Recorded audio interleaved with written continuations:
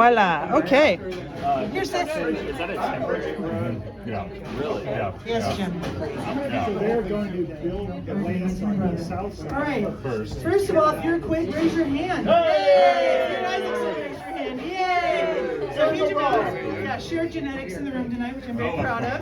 Basically, this place would not be packed if David Quigg had not said yes to the show. So thank you, David. He's the reason for the season. We're just glad he's here. It's very exciting. All right, so my name's Bridget. I'm David's cousin. That's all I'll be known for the rest of the night. And we're doing Quiggy Comedy Hour, which is super duper fun. I want to set it up here. Who's here from furthest away? David's sister Beth came all the way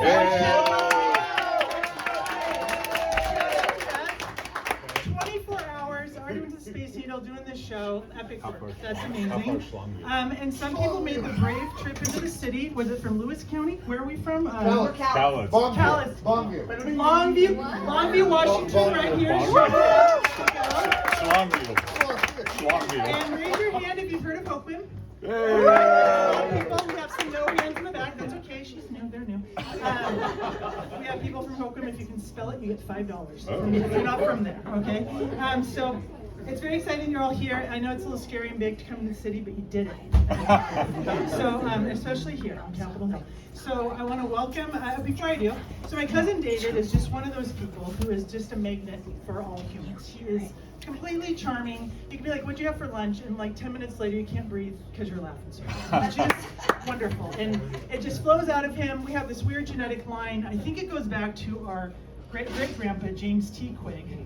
But there's this Irish thing where you just kind of can't shut up and everything's funny. That's what it is. So he got a real big dose of it. So he, my brother, Charlie's got it, I've got it. All of us have. So I invited David, and God bless him, he said yes. So everybody give a round of applause. What's it like for you to say no? So he gets good credit for saying yes. This is his first time officially doing stand-up, but I think he lives in a state of stand-up. Yes. So I feel pretty optimistic about what's going to come, and I just want to give the biggest warm welcome to David Quigg. Thank you, Bridget.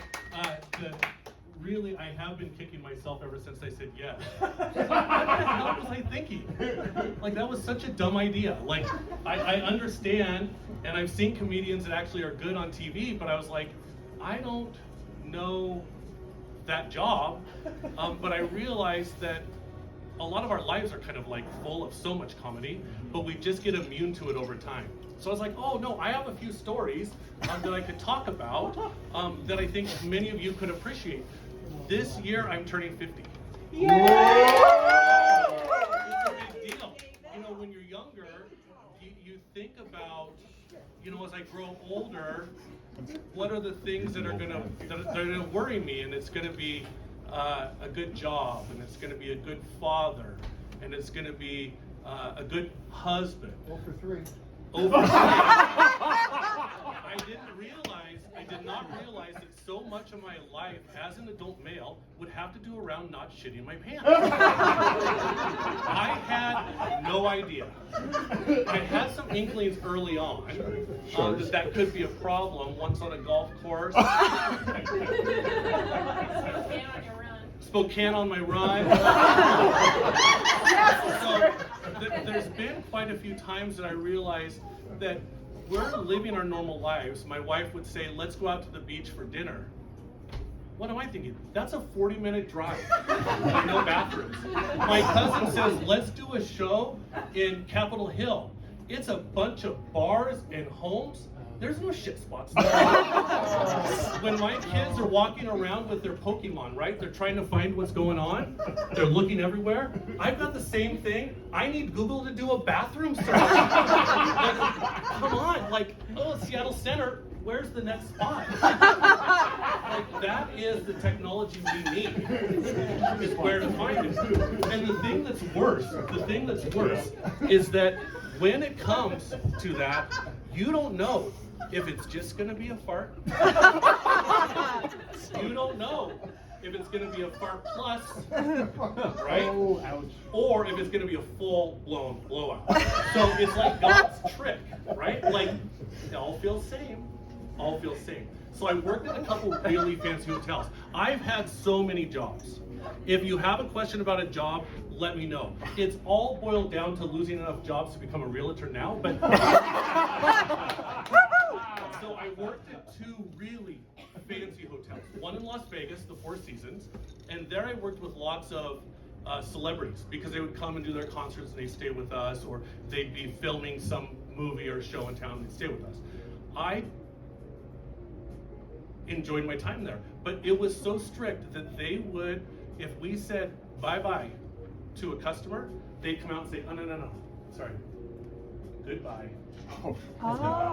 Oh, that lipstick, a little bright, rub that off tonight. David, on your lunch break, shave, because you have 5 o'clock shadow. So in the evening shift, another man that was as tall as I and I worked together in our dark suits. It looked like friggin' mafia. This quiet lobby. So we're good friends, and we're sitting there, and it's just dim and romantic in the lobby, quiet, nobody's there. Typing away. Oh. And my coworker looks at me like this. And I was like, well, what's the problem? On the couch, a guest looks at me like this.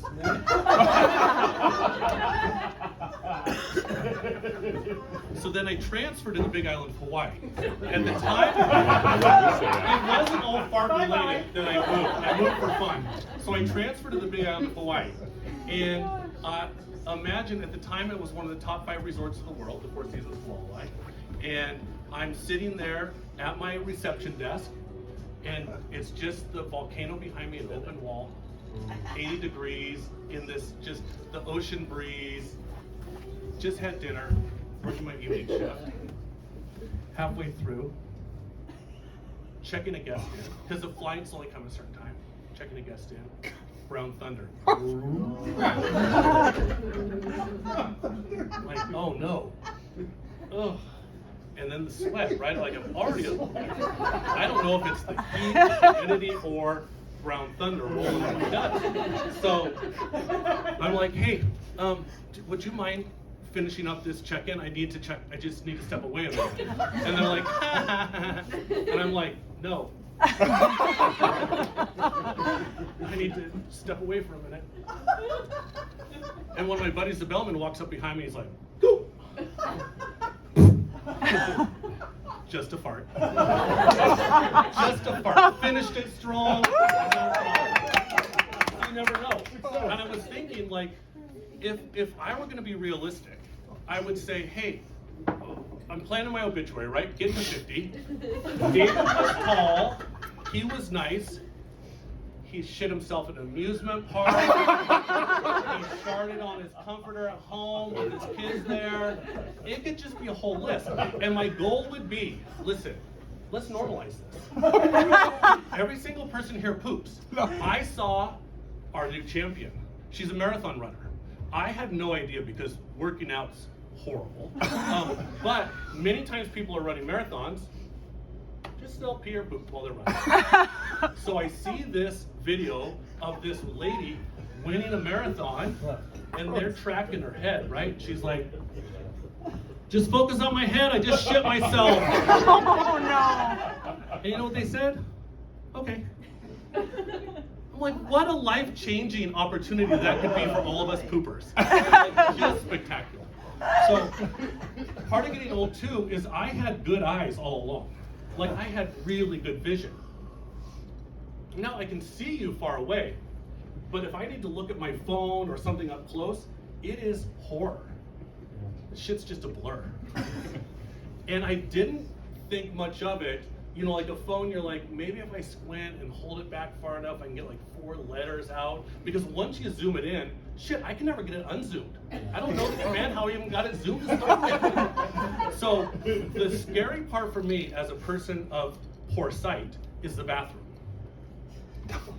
And what happens is, when you're little, a couple things. One, so I go into the shower, no problem.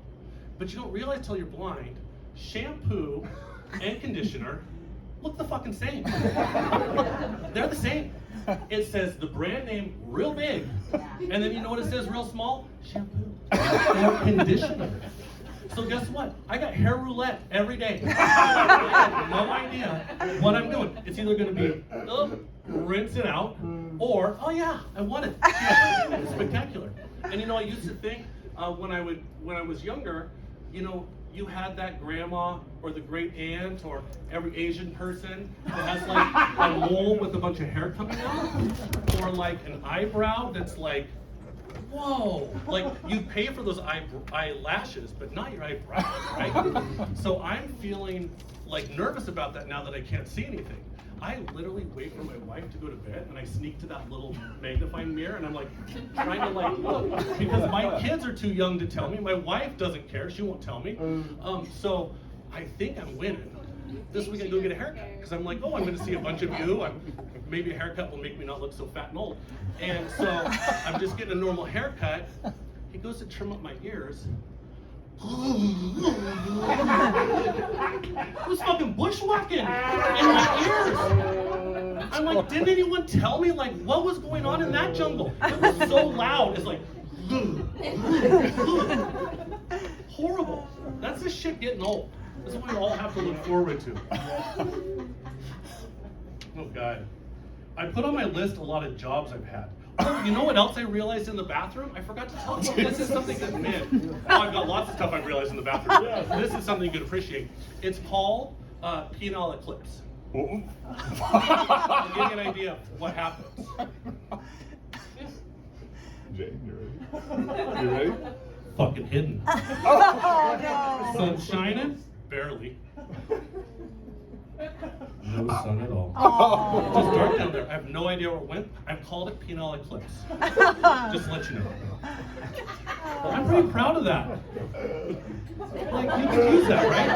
Maybe you can already, but like, oh yeah, I see that belly. You're not seeing your penis. And at this age of your life, nobody's looking at it anyway. So at least we can see it ourselves.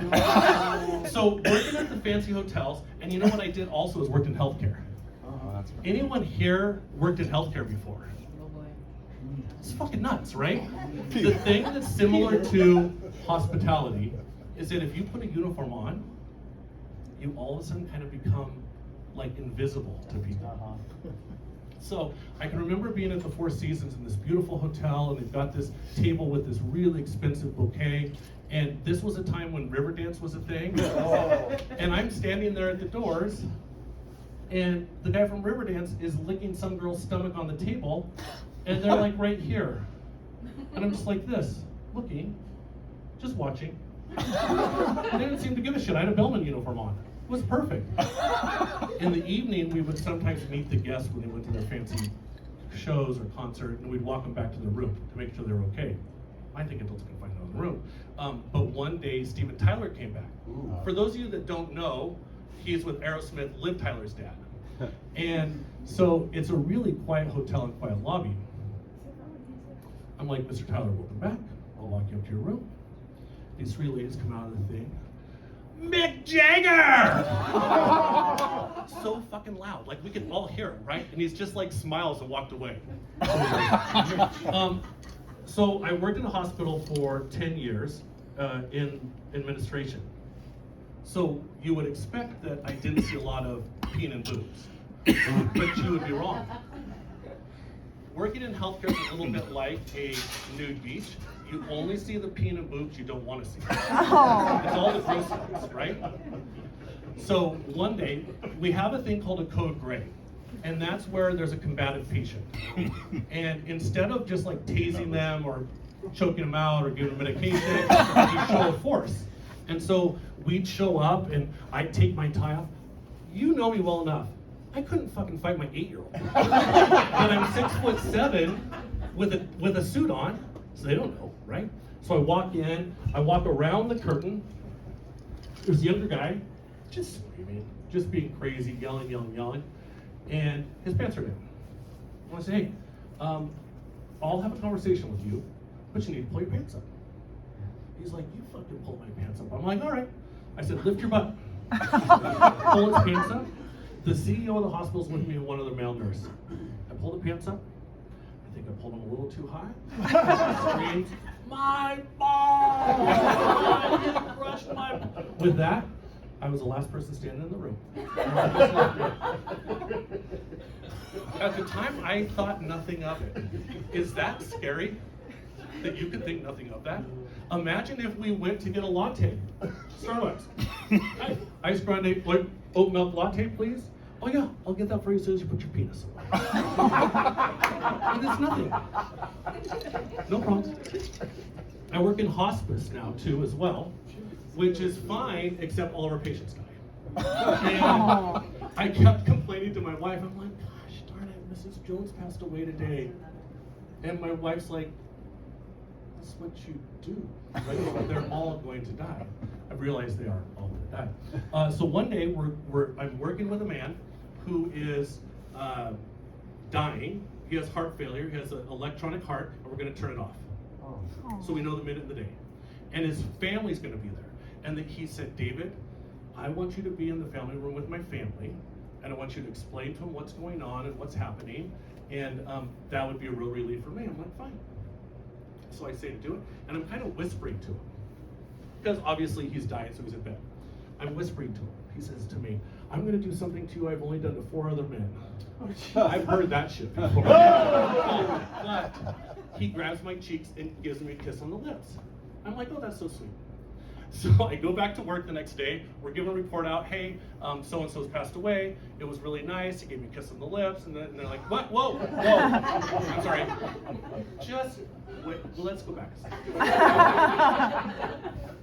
So you're not a nurse. You have no medical background whatsoever. You were not only touching a patient, but kissing him on the lips.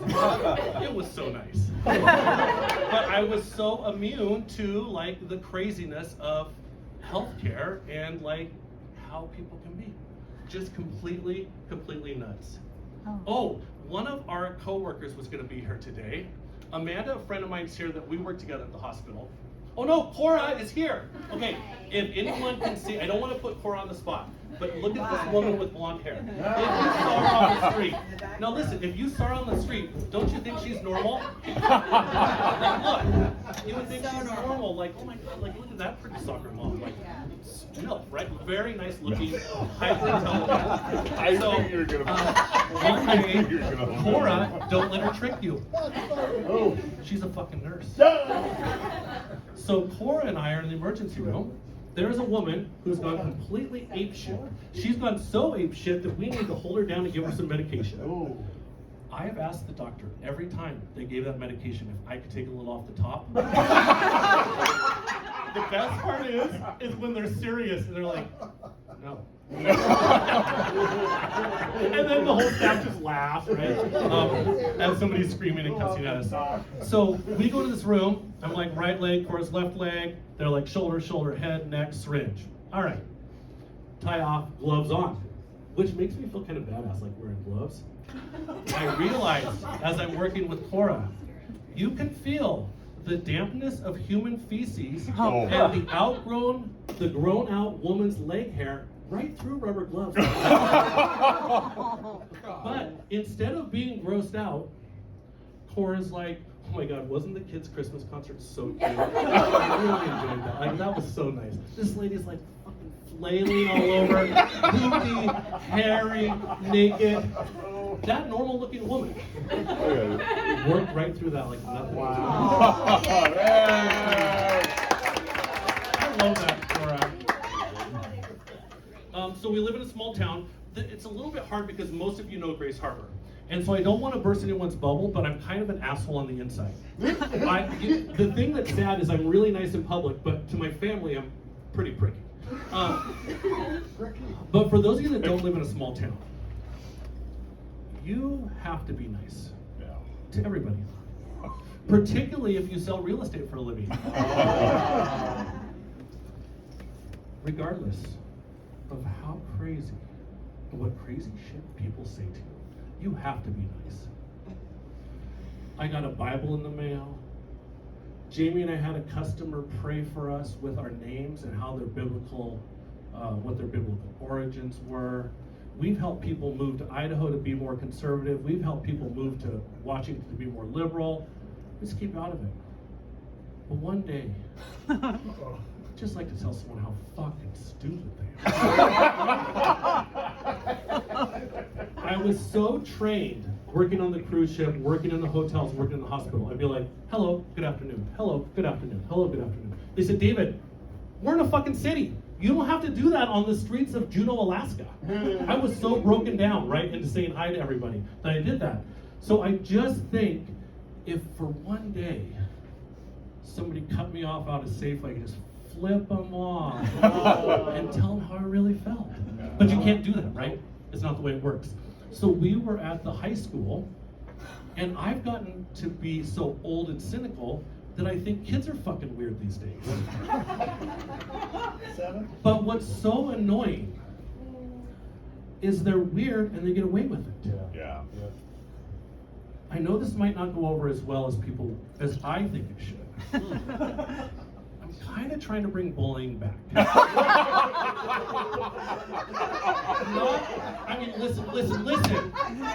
Listen. Do you think we would have Amazon and Microsoft full of these employees if we didn't have bullying? You know where they'd be? In their fucking parents' basement still. They're bullied up and out. I was thinking that instead of being really mean, we could do something like hashtag bitch please. Just so it's nice enough. Like, I see you're showing your tummy today as a sophomore in high school, but that's not a tummy that anyone wants to see. Hashtag bitch please. Good idea. We have a customer that wants us to tell about their voting and all these crazy flat earth non-vaccine issues. Hashtag bitch please. Right? So I think that we could do it in a nicer, not direct, like swirly bullying, but there's some lightness to, like, you know, maybe keeping people a little bit in line. Like, there's no parameters on anything they're gonna do. With that, let me move on, because that one didn't seem as nice as I thought. I don't see any Bridget. Yeah, bitch please. Bitch, please. When we were doing the senior interviews, 2 of the kids said they want to be realtors. I'm like, oh, no. You get a real job. And then you lose that job. And then try another job. And when that doesn't work out, then you get into real estate. Or, ma'am, wait until you're divorced. Yes. Then you can get, when the kids are out of the house and you're divorced, you can get into real estate. Don't fucking start with real estate. Nobody starts with real estate. Let that work down the thing. Some things that are a little bit more rude, I shouldn't say. Kind of along with hashtag bitch please. One of the things I've noticed, and this is as political as I'm going to get, sometimes people treat women less than they treat men. And I never knew that was a thing until I got to real estate. And there was a coworker of ours that was very beautiful, and these men would come in and give her a front hug. What? A front hug, like front to front. Well, I like to give front hugs too, but mine is belly that hits first. Right? I know what they were trying to feel. I'm even a man, and I know what the hell you're doing. So I was like, why? Don't put up with that. My wife, a couple months ago, was her birthday, October 31st. Well, in Grace Harbor, if you go to the tanning bed by Walmart, they give you 1 free tan for your birthday. But guess what? That shit has an expiration date. So my wife's like, it's 8 o'clock. She's like, I gotta get that spray tan because I'm gonna lose it if I don't go get it. Well, 3 minutes later, I get this call. She's like, David? I'm like, yeah. Are you there? She's like, I've been in a crash. I'm like, oh, are you okay? She's like, yeah, I'm fine. So I go to where she's T-boned a car. First thing she says to the policeman, I don't know, I just crashed into him. And I'm like, what the fuck? Man, confidence. What the fuck were they doing in the road? Why were you there? I'm suing. Come on. I hit you? No, never. We got to work on our man confidence. And that kind of sounds sexy now that I think about it too out loud. It was funnier in my head. It just drove me crazy to think that who's going to bow down to that? You got to like hold your ground right away. Hashtag. Bitch, please. Bitch, Bitch. Cheating. That's gonna be your. You can get out of the car. You're not hurt. Awesome. We have 3 kids, my wife and I. They're 12, 10, and 8. They're all boys. And they're pretty fucking funny. And what's hard, and somehow they have a foul mouth, and I'm not sure who they get. There it is. Bitch, please. So the boys wanted to do a Christmas play, which is like pretty artistic, and we're like, cool, like that's such a sweet idea. And they're like, Dad and Mom and Grandma Kathy, who lives with us, we're gonna do the Jesus birth story. I'm like, fine. Overplayed, but fine. Whatever. Been there, done that. Been there, done that. Oh, God. So they start their little skit. And the skit starts out how Mary is pregnant and so mean to Joseph. And so tired. And Joseph's tired of being really bitchy. And it was phenomenal. Phenomenal. I'm like, that is really what would have happened. Yeah. Do you think she was happy that he didn't make a reservation? I mean, it's literally, oh yeah, sweetheart, this is good enough. Plop it out in the barn. Not even a Hampton Inn. It's a fucking barn. Like, that'd be horrible. Poor guy. Poor lady. So anyway, that happens. Then the donkey runs off with another donkey. They go to bring the gold, frankincense, and myrrh to baby Jesus, but they were supposed to bring gold, but in their play, they bartered away the things and got screwed, and all they were left with was myrrh and frankincense, which I thought was really, really good. They were so good. That's cute. We don't get up to the city much, as you can tell, but we do sometimes. So we're driving along, and you know when you're driving in an accident, and you're like, where the hell are people slowing down? So you pretend to go like pretty fast, and just barely look. Like, oh, people are horrible. Oh, Jesus, like, check it out. So I'm like, kids, they're rolling down the windows. I'm like, kids, knock it off. We get parallel to a car that's crashed with a policeman on the inside lane, and the boys from the back yell, "You can't park there!" Both the policeman and the man look at us. I'm like, roll the fucking window up, and try not to laugh at the same time. They go to a Catholic school, which is not in our town. It's like 12 minutes away. And so every morning I drive them to school. And there is a penis bush. And it's a house on 6th Street, and it's 2 small bushes with a bigger bush in the middle. And I'm like, what are you talking about, the penis bush? So they finally showed me the penis bush. It really is a penis bush. Like proportion, it's really good. So anyway, my 8-year-old Walter with a little speech impediment says, their lawn man did them dirty. I said he did do them dirty. I thought he was right on. So that poor dick bush. Oh, you know what? Speaking of coming to Seattle, I've been coming to, this is one that Bridget said I shouldn't say. I've been coming to Seattle long enough. At the time that I started coming, only lesbians drove Subarus.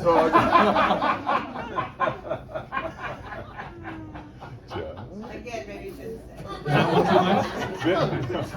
too much? Steven's laughing. Is that right? Some of our relatives that are less PC would enjoy it. Yeah. I was going to talk about, you know, with TikTok going off, I'd like to say that I'm not bothered by it. It was like a fucking death. That was horrible. Those Chinese know me. The wigs, watching the women get their wigs, watching people cook in Thailand. That shit's important to me. They're like my friends, and they cannot take that away. I'll send my credit card number if I keep doing it. I love that fucking TikTok, and I'm not afraid to admit it. I think TikTok's the best thing that's happened in 20 years. I also think, back me up everybody, closed caption. Remember when that was not a thing? Remember you're like, I can't get this shit off my TV. Now I'm like, if it's off, I'm dead. I'm done. My wife took our exchange student to Wicked when it was here at the Paramount, or wherever it was. It's fine. service? No. Closed caption. Didn't understand what they were saying the whole time. I'm like, no shit. Join the club.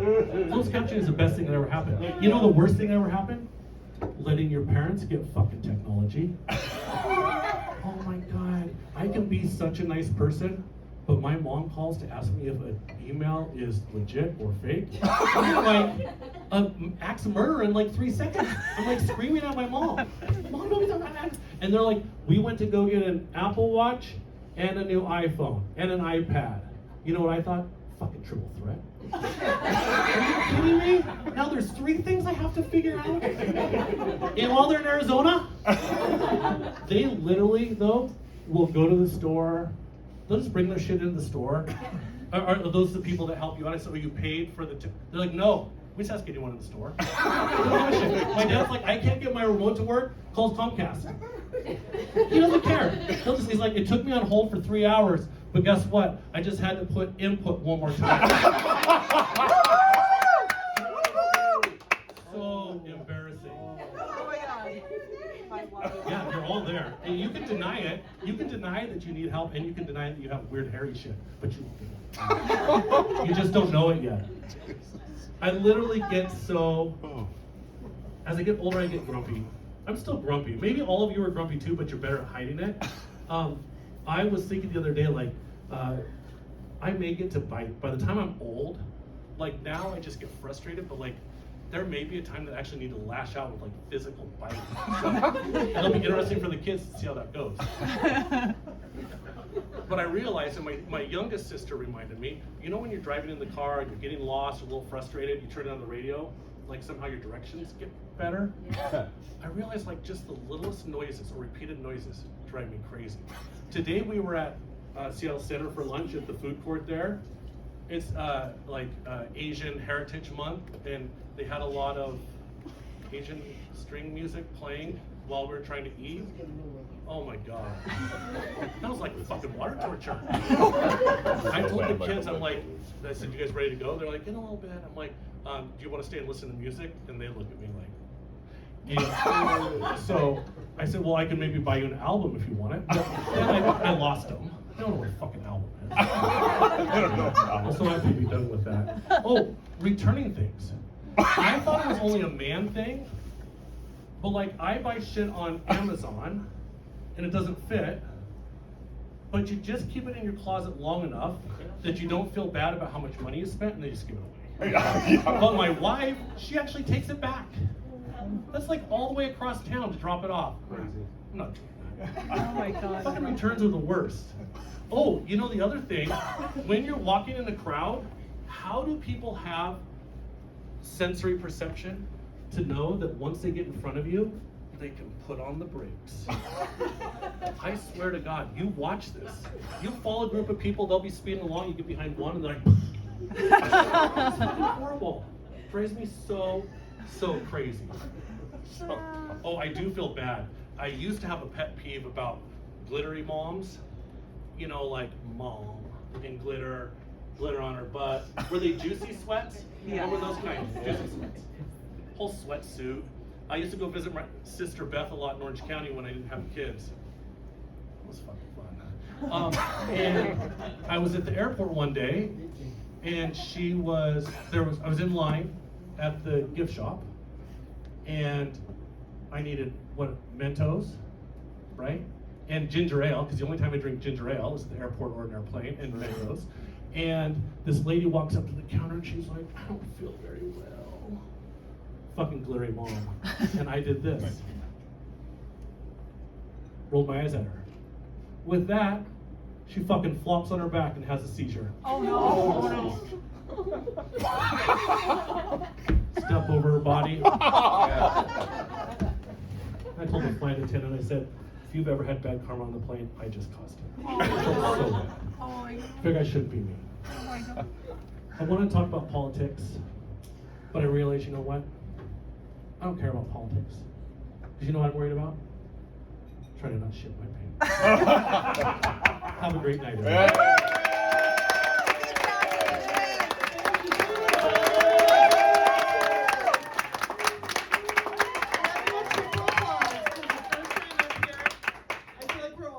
educated about things, and I kind of wonder if we need to get David on some light CBD. I'll go. Mellow that nervous system. Want same thing? Does it stop your hair from growing? He's gonna be the guy that just starts to get a little too touched in the Safeway parking lot, and then we see him on the news. But it's okay. We have full faith in David. Good job, David. By the way, I love David. This is the big affliction because I gave him a microphone. He's like, "What if I do like 20 minutes?" And I was like, "That'll work." How long did it go? Like 40. It was awesome. No. 30 minutes. So you never get that 30 minutes back. Yeah, I love it. I love it. I'm very proud of you. David, you owe us a drink. Yeah. Round of drinks on David. Hit the credit card out, I David. just had to call it out. Well, thank you all for being here, of course, again. I'm going to start with a moment of silence because I think there's a sort of a poison that's sweeping through our culture. It has to do with marriages and relationships that should be stable. It was introduced by someone very famous, and I think it's really causing some serious demise of relationships, and it's the Cybertruck. Has anybody heard of the Cybertruck? Okay, ladies, Cybertrucks, thumbs up, thumbs down. Big thumbs down. Okay, men, Cybertrucks. Testosterone boost, right? I don't know. Okay, thumbs down. Okay. We don't get him on Longview, Bridget. Oh, that's true. I know they're very Seattle because they're over $100,000 and like only okay. So Cybertrucks, I think, are really interesting. I think for the women, we see a Cybertruck and we're like, it looks like we're at war on Mars. Okay. So why do we have it here on Earth? It's totally scaring me. I feel like Elon Musk is trying to like prepare us for 2028 when we will be at war on Mars and like people will need to drive through craters and survive and I feel like for men, well, okay, so women feel like they married somebody wonderful. They're going to spend their life with this person. They're feeling good. They're feeling stable, start a family. And then their inner 8 to 12-year-old, this man, you know, the one that used to have the Millennium Falcon, that he like created out of Legos and was like, pew, pew, he was a Jedi and all these things. Now, that part of him is in full bloom, right? Because he sees the Cybertruck and something flips in his brain. And suddenly he needs to spend $100,000 on a big toy. Okay, it's kind of a big toy. And I imagine that the women inside these things are just kind of like, things are going a little sideways in the marriage, right? They're trying to Now she has a nickname. It's Cybertron 1, Cybertron 1, right? So she's just trying to roll through town, and he's like, man lasers on the starboard side. We have enemy incoming. And she's like, what does my life become? She's like, my name is Cheryl. It's not Cybertron 1.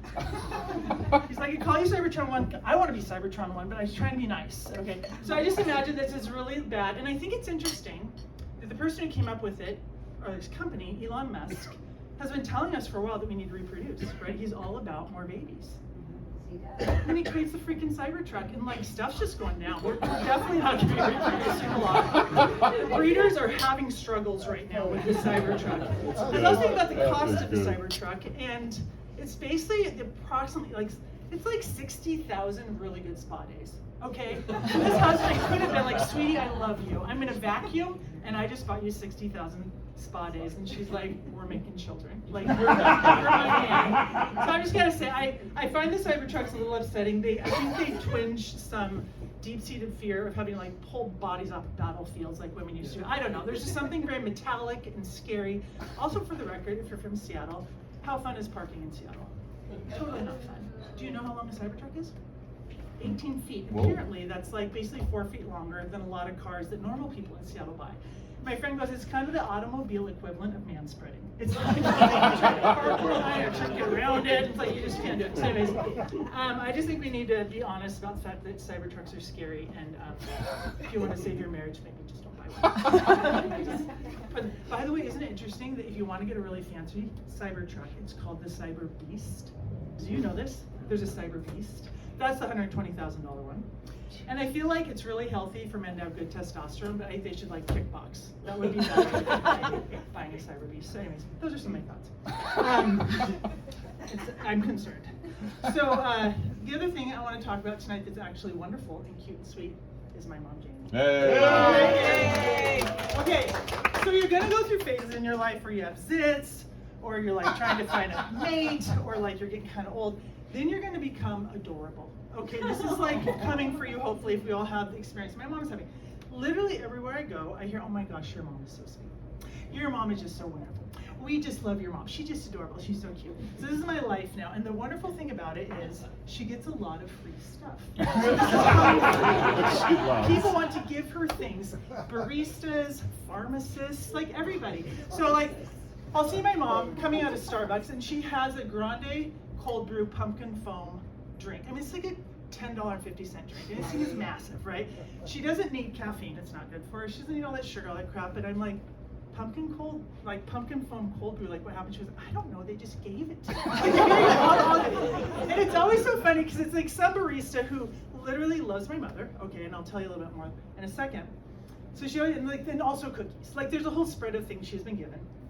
And I'm like, so who gave it to you? Because I know it's coming. She goes, oh, you know, the tall one with the curly hair who's really nice. You know what I'm talking about. And I'm like, of course I do, but do you know his name? She's like, gosh, is it Aiden or Anthony? So it's like basically these kids, these 20-something kids, love my mother because she's an amazing listener, right? So if you go into Starbucks, she knows their life story. She knows where they're at in school. She knows who they're dating and how it's going. She knows about their trouble with their parents. Because she's chill, man. She's just sitting there like chatting with them like a normal person, and everybody else is like trying to get their, coffee on their app. So she knows all the kids. It's so sweet. So basically she gets a lot of stuff. I went to her place and she had all of these. Oh wow, I had no idea how to hug. Way to go, man. I was like, did you wink twice on the other side of the door? I don't know. Okay. Very good. Thank you. Like you go to the pharmacy and they give you like one lotion, for your weird rash. No, she gets like 10. Like, so it's just this repeated pattern. And again, it's like, who gave it to you? Well, the cute girl with the red hair, right? So it's always like that. So we're at Bell Square, which is basically a mall, but now it's called, I just want to call it the mall. They call it the Bellevue Collection. And I'm like, it's the mall.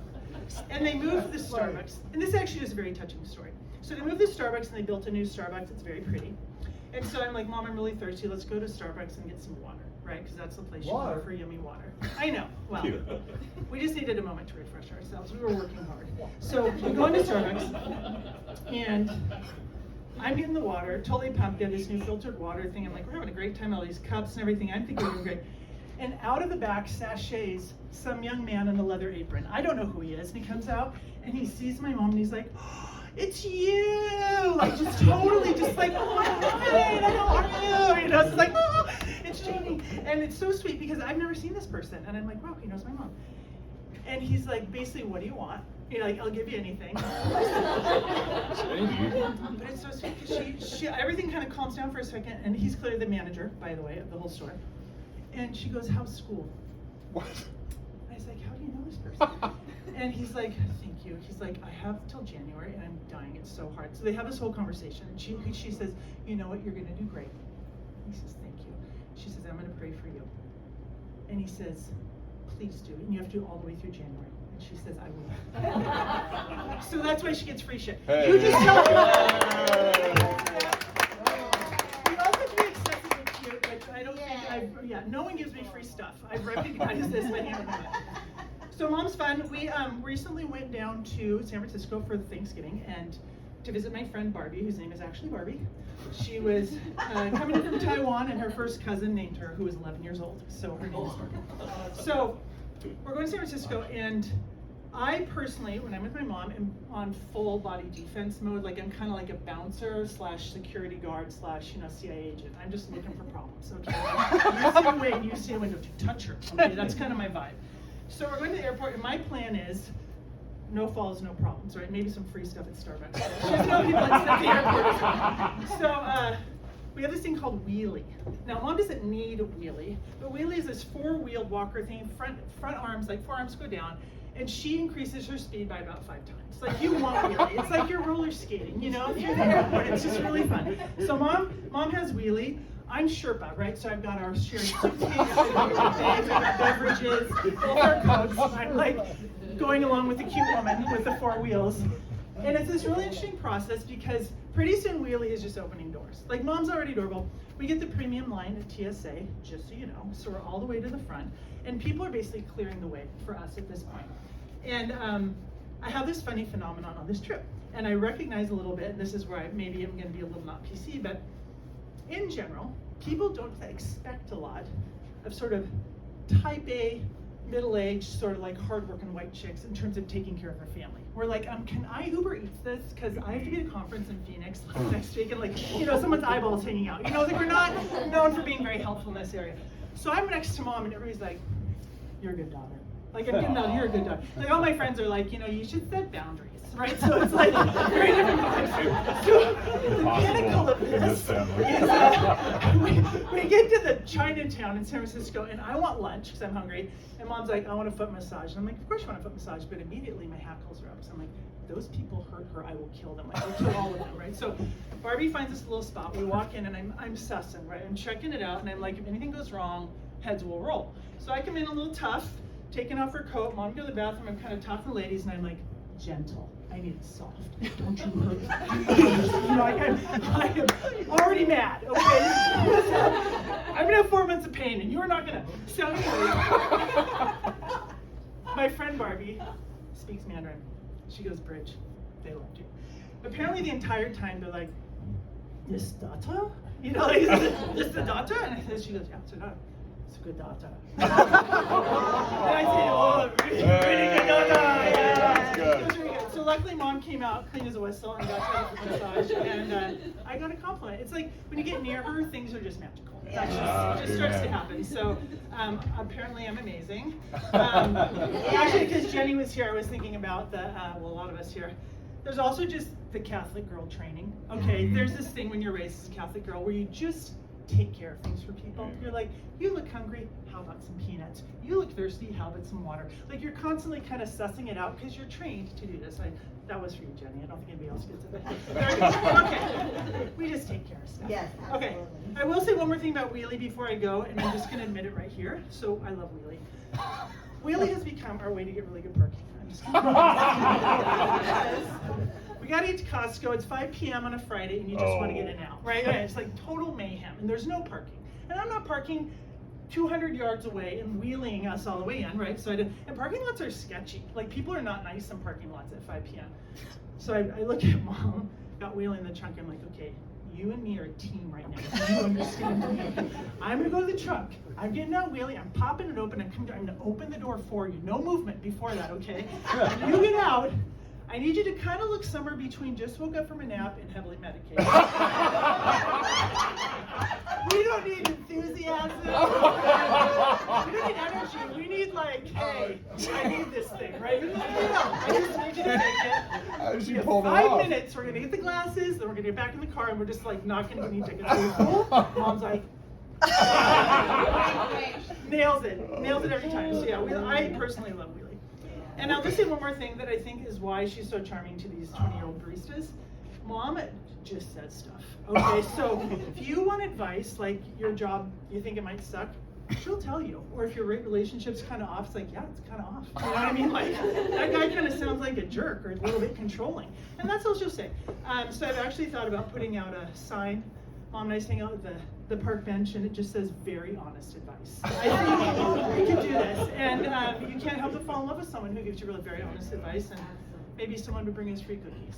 So this is my all right, so tonight I have with me, it's very special, a few girls with whom I graduated from yoga teacher training. And there's Kat. So there's Sarah. Oh, there you go, Kat. Sarah, Raquel, and Kat. Thank you. Boy, oh boy, oh boy. So you train for 200 hours to teach yoga for 1 hour. It is exhausting. I don't know why it takes so long, but it definitely takes so long. So you think you'd just be like, lean to the left, breathe. Lean to the right, breathe. Take your right big toe, stick it in your left ear, breathe. Right? This is like, this people's perception of yoga. It's like, let's just wrap our head around and just put it in the, bottom of your ear.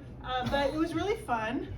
It was a little bit humbling. Okay, so I came to yoga because I was like basketball, volleyball player who would get injured and have to go to yoga. All right, so yoga was where I recovered, like pull a calf muscle, something kind of goes sideways. So eventually by my early 40s, it was just all yoga. Okay, so we've been injured enough times that I was like, okay, I'm just gonna do yoga now. This is my life. And I recognized by doing this yoga teacher training with a bunch of very tiny, adorable people that I still look like a basketball player doing yoga. So there's a whole mystique, all right, where you're, and they told me, like, yeah, I'm doing yoga teacher training, and people would be like, oh, that's neat. I didn't know that was something you did. That's great. Because it's like pink, sparkly, authentic. the shoulder lycra outfits with like sparkly pants, and then, you know, my teacher's got like 50 bracelets on each arm and like 20 on her fingers, and she's got ponytails, and there's sort of this thing I can't even stand talking about. It's like a cheer captain vibe, right? And I look more like a member of the German rowing Olympic team. I saw them once on a photo, and I was like, there's my girls. I come from your land, I get it, we are large. And so it was a little humbling. Okay, so for example, I did a handstand workshop. Okay, I do handstands. I know, right? Healthy, strong. So I go to Lulu, because it's at Lululemon in University Village, and my super cute teacher, who is super this tall,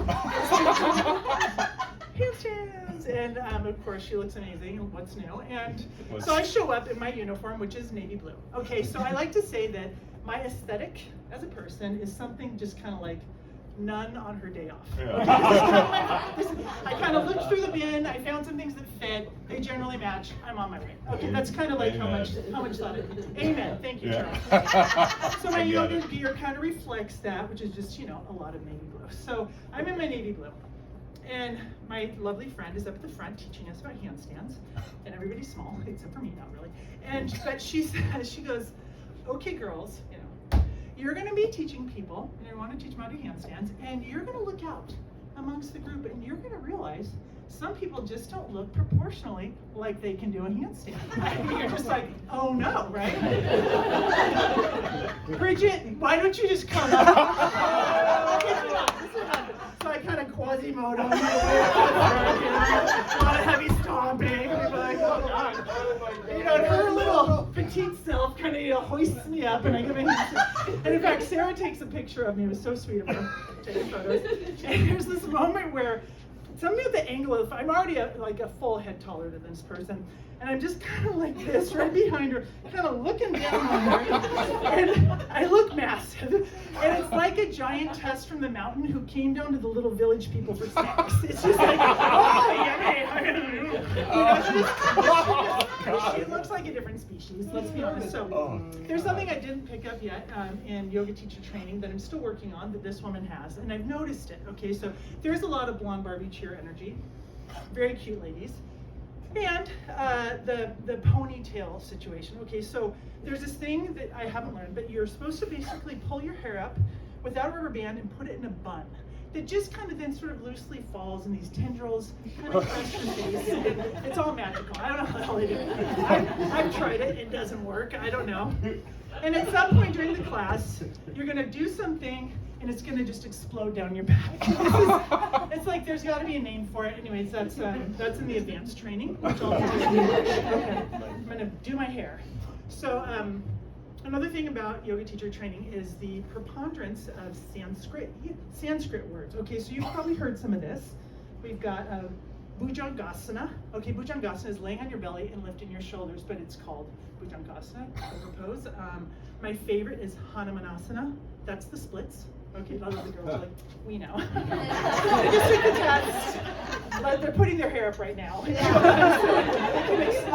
Yeah, they're crushing it on the hair explosions. But I was thinking about it, it's like, okay, so little hard on the English ear, the American ear, these names. So what about if we took some common multisyllabic words that we all understand and just came up with some new positions, okay? You just have to add asana on the end. Something asana, that means pose. So I did my best. You're welcome to share if you're getting some ideas. Oompa Loompa Asana. Where instead of doing mantras, we just sing riddles. Okay, so that Oompa Loompa Asana. There was also my other idea. I have to remember it now. Shoot. Oh yeah, Superfragilistanasana, where we do household chores with joy on a repeated basis. Super easy. So inhale, exhale. Okay. So I'm working on it. I don't quite have it yet. But you have any ideas for new asanas? I think we could really. There was actually like a bitch please asana. I actually thought of like, it's not to be political, but there'd be like Republicanasana, where what is this move that Trump does? Republicanasana. Okay, so Sanskrit is a challenge, but I really enjoyed learning it.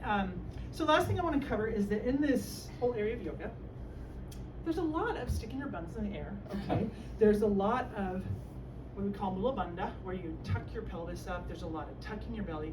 And I recognized that about 90% of the poses in yoga could be called fartasana. It is a situation. You're in a room with 36 other humans, packed in tight like little sardines. Everybody's sweating and flicking sweat on each other. You're right up in each other. And I asked David if he did yoga, and this is why I knew you'd be perfect for tonight, because he goes, you know, I did it a couple times and it really strengthened the sphincter. You gotta hold it in and hold it together. So I had a very fartasana experience once when I was in classes. It's not me, fortunately. I managed to avoid that, I think. To David's point, you never know. So there's this pose called frog. Anybody know what frog is? Okay. The girls are like, oh, Peter. Peter. Oh, ribbit, say ribbit and hop around. Okay, so literally you turn on your mat. So normally you're this way, now you're this way. And you spread your knees apart and you're basically deeply stretching your pelvis. It totally hurts, it's totally miserable. Your elbows are down, your butt's in the air, and your crotch hurts. Basically that's frog pose. Now what also is happening is you are no longer very far from your neighbor. In fact, they are right next to you, kind of pelvis height. Okay, so we kind of do this one on, one off, kind of spacing it out. Now I'm cool, okay, I'm good in my frog pose. Cutest little thing is right in front of me. Of course, she's wearing like maroon and pink and some interesting design, and her hair is cute, and she's crushing it. Like, yoga's going really well for her tonight. Little ponytail, in her 20s. So we're good. In front of her is, don't leave it, there's a straight man doing yoga. Okay, why do I know it's a straight man doing yoga? Because he's wearing extra large basketball shorts. It's a straight man doing yoga. Because they come in with their sports shorts that are just a little too big, or their board shorts and like, what up? You know, they don't need to do yoga. So he's in front of her, similar age, totally adorable guy. And at some point during frog pose, which we're holding, a symphony. This is not a simple, right? No. He had the meatballs, like several things happened, and it is pip pop toodly top foo foo kadoo, right? Like everything.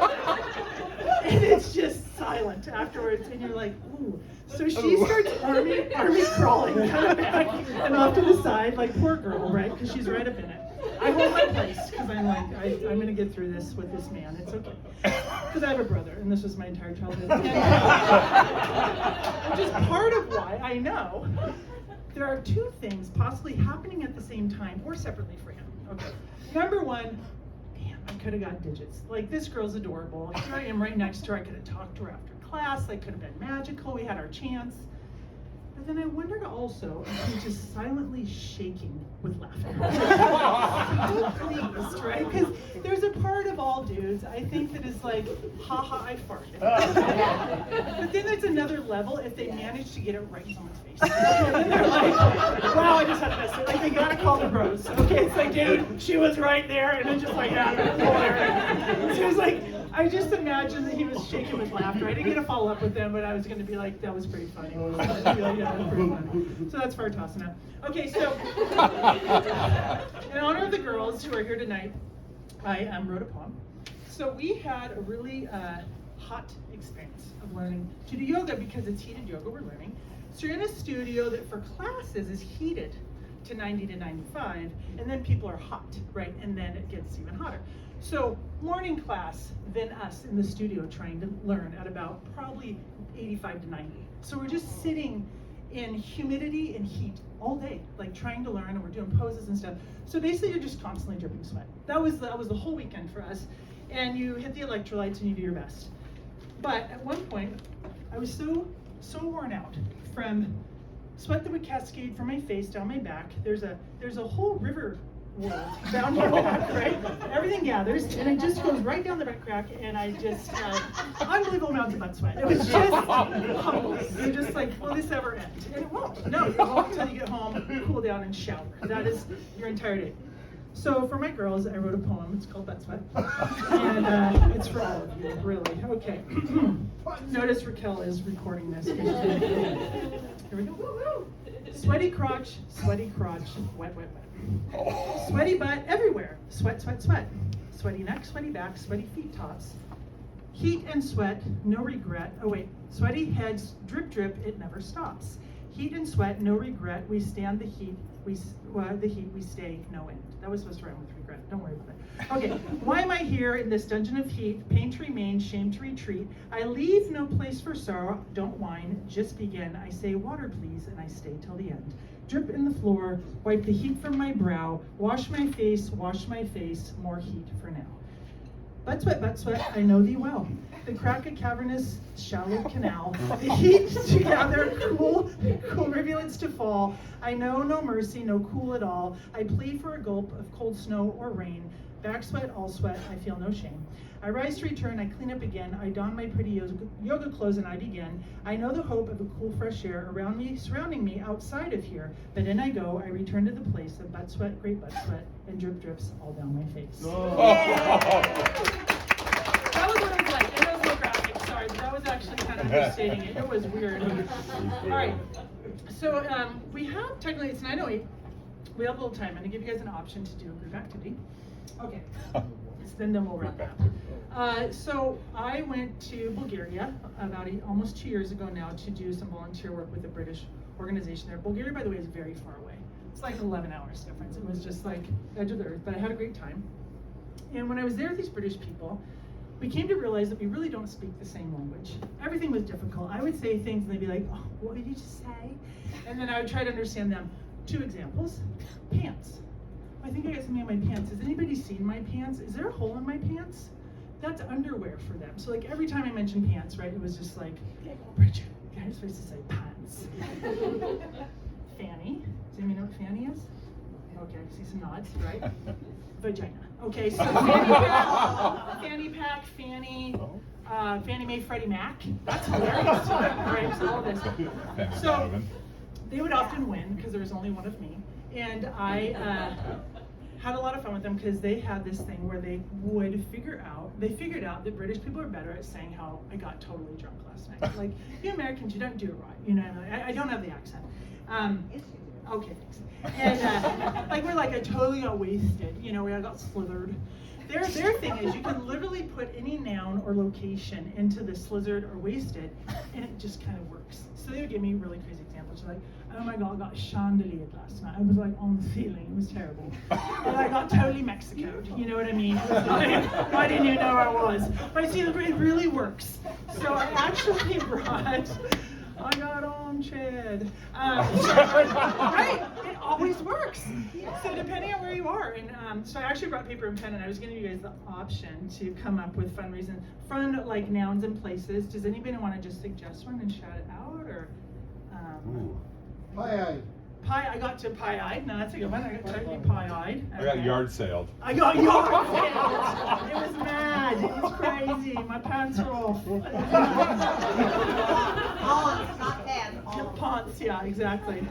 Okay. Well, it's something to consider. Next time you go out and just have a really good time, just start naming random nouns in the room. Chandelier was their favorite. Because somewhere British person is smiling. Okay. We've covered a lot. You guys have been a great audience. Peace to you. You can clean your ears out later if it's a little too offensive. We do try. I want to bring David up, and I want everybody to give him a big round of applause.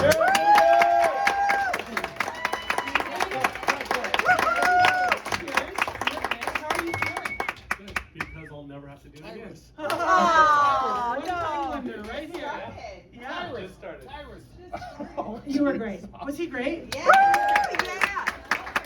I'm getting a call and he's going to take it. Should we let- It's our exchange student. Oh, okay. Oh. Oh, God. It's coming together. Okay, we'll let them have it. Go ahead, Bridget. I put the lotion on Ansel's leg, okay? There's a lot of good things happening. Oh, you can't open his antibiotics? Oh. Oh, I think you'll be okay for one night. The dad making Yeah, the you can choices. just leave him. It's I don't okay. think mom agrees I with that. appreciate it. Okay, awesome. Thank you. She's like, it's Good fine. job. Okay, talk to you later. Oh, it went okay. Oh. You're now part of the show. Oh, good. Have a good night, We folks. miss you. Thank you. That's called ending on a high note. All right, so thank you all for coming. This is the Rough and Raw World of Quiggy Comedy Night. Thank you. If you want. not, there's a group of us that are going to walk down to Palermo, which is an Italian restaurant a block down the street, and you're welcome to join. We have a big table. And you all get credit for coming out on a Saturday for supporting wacky people who just want to get up and try and make you laugh. And I hope you all have I a wanted to call it Kissing Cousins, but she wasn't into it. Yeah, I read the book about boundaries. Are your dads the oldest two? Yes, so we're related because our dads are brothers. Yeah. That's how we're related. Yeah. And so Bridget, there's 3 kids in her family, Yes. 3 kids in our family. Yes. Annie, who is here, there, Yeah. Here. we are within 2 weeks of each other. But Annie and I are so good at math that we thought that she was older because her birthday's the 16th and my birthday's April 4th.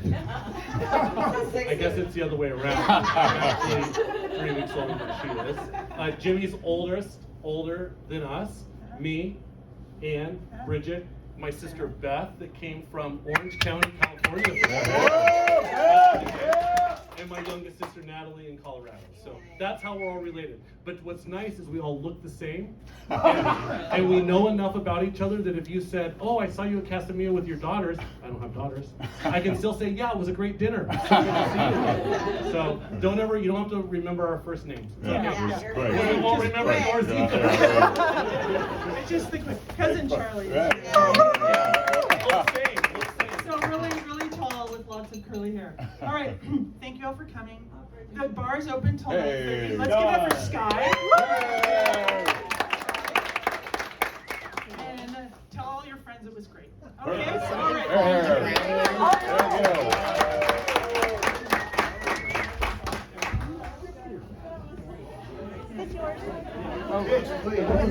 Oh, no. Thank you. Cousin. I'm gonna pause this.